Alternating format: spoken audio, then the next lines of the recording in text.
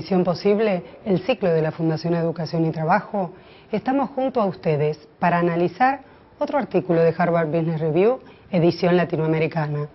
Hemos elegido un artículo que dice que los líderes deben dirigir iniciativas, pero que con eso solo no es suficiente. ¿Qué es lo que hace que haya un desempeño extraordinario, un desempeño de alto rendimiento? Cuando los líderes acompañan proactivamente, le dan el soporte, el apoyo al equipo que está implementando la estrategia y además cuando lo acompañan desde el coaching.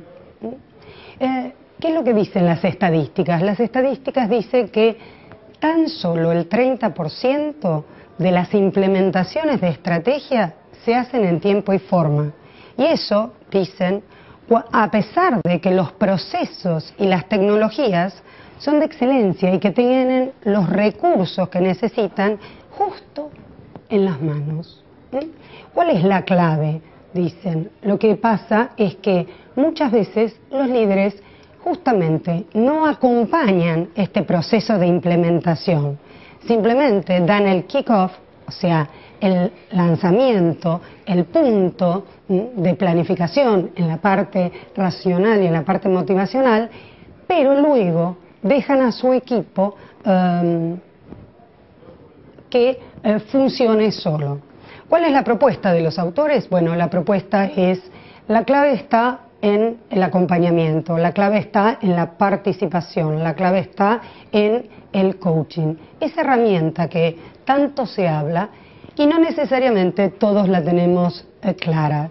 Para analizar en profundidad qué es el coaching y cómo los líderes pueden aplicarlos, formales o jerárquicos o el líder natural, es que hemos invitado al señor Jim Selman, que es consultor, facilitador y coach, y que además fue discípulo de Fernando Flores, pero fue el primero que escribió un artículo en Estados Unidos sobre qué era el coaching, y el coaching desde el punto de vista lingüístico. Vamos a hacer que él nos lo cuente.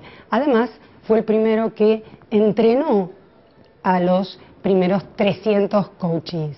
Hello, Jim. Nice to have you here. Thank you, Patricia. I'm glad to be here. I would like to know, for you, what's coaching? Well, I think coaching is a very ancient practice. Basically, human beings supporting each other to accomplish what they can't accomplish by themselves. None of us can really observe ourselves in action, and therefore we need someone in our lives that we trust that can see what we can't see. So in a way, a coach is always somebody that's looking at what I'm not seeing in a way that they're committed to my commitment and allow me to accomplish something I haven't accomplished before. So you're saying that coaching is to show the coachee, what he cannot see, so another scenery? That's exactly right. I have the view that all of us are what I call cognitively blind. That is to say, we're always operating in the view of our point of view, but we're always blind to what we're not seeing. Okay, go ahead. No. Anyway, we just need to have a relationship with someone that can observe what we cannot observe to allow us to accomplish what we can't accomplish by ourselves. In here there is a lot of talk and also training in ontological coaching. What's that? Well, first of all, I think all coaching is ontological in the sense that it has to do with helping people alter their way of being or their relationship in whatever game they're playing. So when you're able to be a different observer and when you're able to shift your attitude and your relationship to whatever you're doing, then you have possibilities and choices that you would not have otherwise. So in that sense, I think it's all ontological. Okay. Could you say that coaching is a strategic tool? I absolutely could say that. In fact, I originally got interested in coaching because back in the 70s and the 80s, there was a big conversation in the United States about change. That was really when the whole change management idea came into vogue. And yet it became evident that most companies were not able to implement that change. The changes and the solutions that they were coming up with. So, for example, why not? Well, partly because of what we now call organizational culture, which has to do with the historical story that we tell ourselves about what we can and can't do and what is and is not possible. And what is allowed and what's not. Exactly. And secondly, because I think a lot of people were concerned with trying to change reality as opposed to create a new reality. And coaching is not about changing. Coaching is about having breakthroughs. And it's not about mere variations of what we've already done, but it's about having a transformation in how we relate to the world and how we relate to the future, and then organizing new competencies and practices to produce that future. You said that coaching is focused in future, but you act in the present. What about the past? And which relation has that, if it has, with the study, the psychological view of life? First of all, psychology and coaching are very, very different. They're different theories, and they have different ways of observing human behavior. Psychology is mostly concerned with the past and people's behaviors in the present that are being determined and caused by whatever's true in their past. Coaching, on the other hand, has got to do with how we observe and relate to the future. Now, the reason this gets confusing is because most people take their past and they throw it in front of them, and they call that the future. That's a prediction, that's a trend, that's a forecast. But it's basically taking your history, throwing it in front of you, and then organizing your commitments and your actions around your view. Now, what that will always do is give you more of the same. So now you have evidence that the future is like the past. Why people does that? Because they think they can control that past, that behavior, because they are used to, it's a bad habit? Or well, in my judgment, in my judgment, being is mostly a habit. Okay, so number one. So it has to be changed by another. Well, you have to create a new habit to replace the old one. Yes. Exactly. But the reason we do this is not because we're consciously making that decision. Our worldview, our paradigm, our common sense tells us that the future must be an extension of the past. We don't make a distinction. And therefore it all looks like it makes sense, and it all kind of goes together. And there's a French saying, I think, the more things change, the more they stay the same. And we get this sense of feeling that life is a kind of vicious cycle where everything we do to change it produces more of the same thing. So coaching is really, at least in my view, one tool by which we can begin to rigorously distinguish between the past and the future. If I could summarize my whole technology, it would be based on the idea that the past is a story.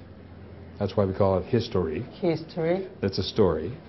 The future is pure possibility, and the present is just conversation. In conversation, you said, maybe I'm wrong, there are arguments, promises. What's the... Well, the work of Dr. Flores, and he did an extraordinary thesis in 1980 called The Office of Management and Communication in the Office of the Future. And the question he was asking is, what is action? And what's action? What is action? And his answer was commitment. And recognizing that commitment is not a feeling. Commitment happens in language. You know, if commitment were a feeling... But it can happen with yourself. No, not yes and no. I mean, if commitment were a feeling, most of us would sleep in instead of going to work. Okay? But we go to work because we're committed to it, not because we feel like working. So it's important to understand that you have a choice between what you do and you don't do, whether you're aware of it or not. And what Fernando did in his work was distinguish that commitment happens in language. And it happens in lots of different ways. But the point here is that you speak a commitment, regardless of whether you think it or not. If you think about having lunch with me, that doesn't mean we're going to have lunch. We're only going to have lunch if one of us makes a request and one of us makes a promise. So in a very simple way, we might say that we're always coordinating actions. We're always coordinating our commitments. And the only question is, for the sake of what are we coordinating? If we're coordinating our actions and conversations like spectators watching a game, then probably we will not get much difference. If we're coordinating our action and commitments like the players in the game, we can very possibly have a different future.